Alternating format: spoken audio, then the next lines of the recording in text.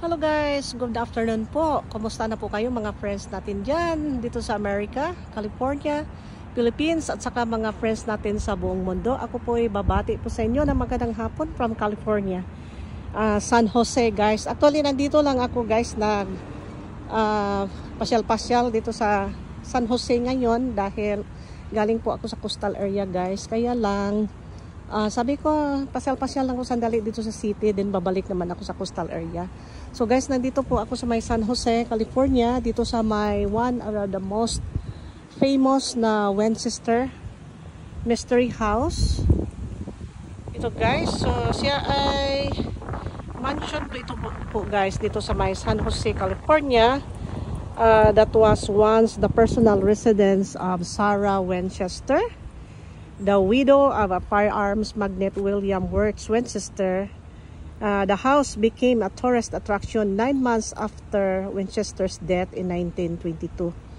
Ito po guys, ang design nito ay napakaganda. Isa po siya ang Victorian Gothic style nga mansion, and it is renowned for its magnificent nga yung malaking mansion guys. And then tingnan natin yung architectural design niya guys, napakaganda. So ito ang istorya sa parking lot guys. Iikot muna tayo bago tayo lalapit konti kasi guys, hapon na ako, sarado na pala in few minutes, so I'm late. So bukas ba mag-open na ng 10 o'clock, then we'll see if we're gonna come back down here. So pasara na siya guys. So ito siya po yung yung famous talaga dito nga binibisitaan ng maraming mga visitors dito sa California. Tingnan natin guys, tingnan natin yung kasulat doon. I-close up natin konti. Yan siya guys. So tamang-tama, malapit na po yung Halloween. Hello po sir, they're going to close on. Hindi nakarinig yung matanda. So ito yung main gate niya guys, ang parking lot. And tingnan mo yung niya guys, architectural design. It's really very good. Grabe yung pagkagawa ng architecture niya. Ito siya guys, talagang luma na ito siya nga mansion long time ago, pero naging famous lang ito siya dahil ito po siya ay isang widow ng isang firearms magnate na gumagawa ng mga firearms Winchester. Kung ma-remember niyo yung mga guys, yung mga baril nga mga Winchester, gawa po nila ito guys. So lapitan natin konti, although hindi na tayo makapasok po dahil ay sarado na dahil hapon na po. So ito siya guys, sabi niyo mga kasama ko pumunta dito, liit ng mga hagdanan, tapos mga yung mga pintuan, where daw ang pagkalagay. So this is very interesting guys. May time tayo gusto nating pasukin. So ito siya guys, Built by have your attention please. The walk with spirits who are at 350 is departing at the front of the house on the front porch. The walk with spirits who are at 350 is departing at the front of the house on the front porch. So talagang magsarado na. Sige lang. So Winchester House built by Sarah Winchester, widow of a rifle manufacturer William Winchester. This unique structure. Yan, basahin nyo lang po yan guys. So historical landmark talaga. May number pa siyang 868. Yeah, so guys, yung gumagawa ng yung firearms manufacturer, siya po ay isang widow. Then based sa history guys, 9 months after sa death ni Madam Sarah Winchester, naging daw ito siya guys, open ito sa public. So naging tourist attraction siya. Napaka-unique naman talaga niya guys. Kapitan natin konti.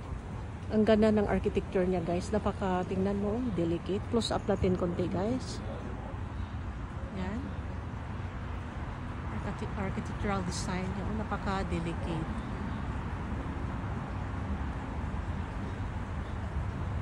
So kaya siya naging famous guys. Dahil sa kanyang work of art. Nga paano niya gina-design itong mansion niya guys. So napakayaman ito nila guys nung unang panahon. Biro mo silang magawa ng firearms na tawag na Winchester, which is famous pa rin until now. Pupunta ka sa mga tindahan ng mga ganon guys, nandyan pa rin. So inano siya, yung take over pa rin siya sa mga ano niya, mga clans, ancestor niya.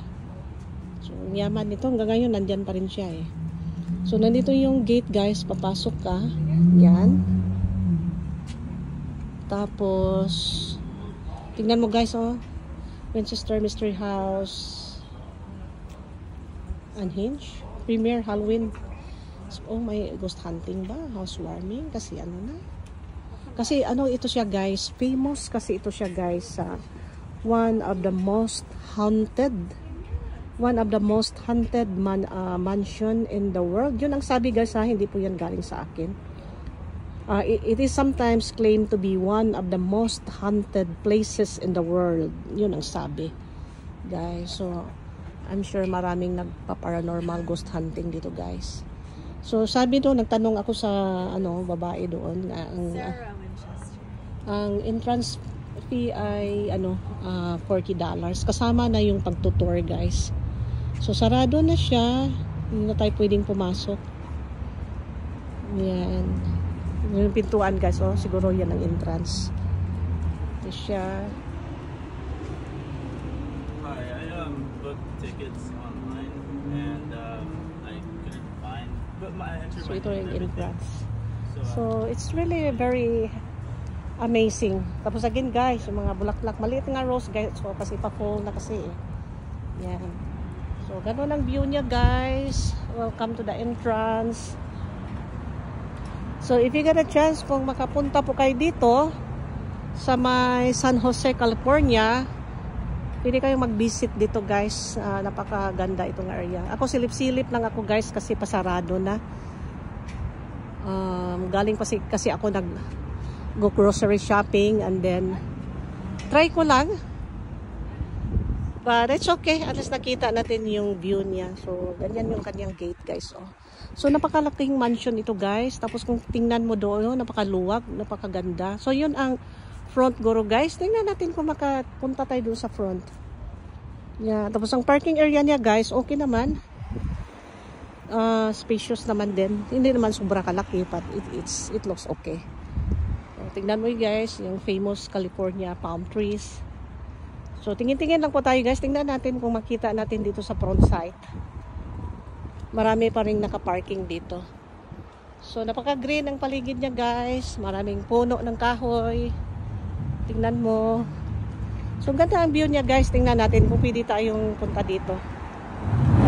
Sa may front gate.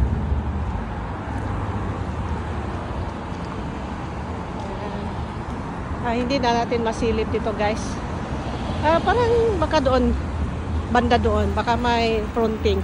So ito guys, kita nyo mga building dito guys sa San Jose guys. So parang mga, for me parang mga apartment guro to. Yan. So dito tayo guys, malapit sa may shopping center. So kumbaga nasa city na po tayo. Yan. So yun, itong view sa city guys. Yun ang kanilang mga sasakyan, pang public. Tingnan natin guys kung makasilip tayo dito sa front section niya guys, because ganito kakapal yung mga ano guys o halaman na hirap silip ang front gate. So ito parang front gate ito guys oh, pero gina-close na. Pero tingnan mo guys oh, ito yung front niya. Yan. So medyo hindi na klaro dahil maraming mga nakatakip. Tingnan mo guys, oh, parang may gumagalaw doon sa taas. Usap natin ito. Yan oh, parang may gumagalaw. Mamaya makakita para tayo dito ng ano. Something unique.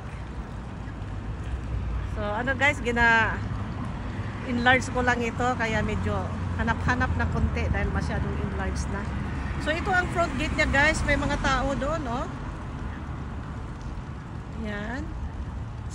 Ano yan sila, kanina pa yan nakapasok pero ako hindi na makapasok dahil sarado na dahil hapon na mag alas 4 na ng hapon.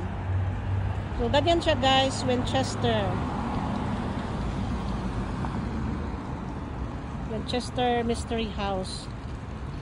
Alam mo guys, hindi na gumagalaw oh, yung parang may gumagalaw sa bintana kanina dyan oh, yung sa gitna kanina gumagalaw yung anong meron dyan sa loob.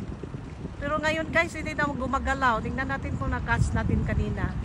Baka naman din may pendulum clock dyan. We don't know. Pero gumagalaw yan kanina guys ha. Ngayon hindi na. I hope, you know, nakakatch tayo ng something in random. Yan, sa gitna, nakita ko gumagalaw kanina. Karon, hindi daw, gumagalaw pa rin, oh, yan. Siguro baka bintana yan nga may chandelier dyan. Oo, tapos yung hangin, gumagalaw siya. Alright guys, thank you for watching. See you in my next vlog. Bye-bye you. Bye. Take care.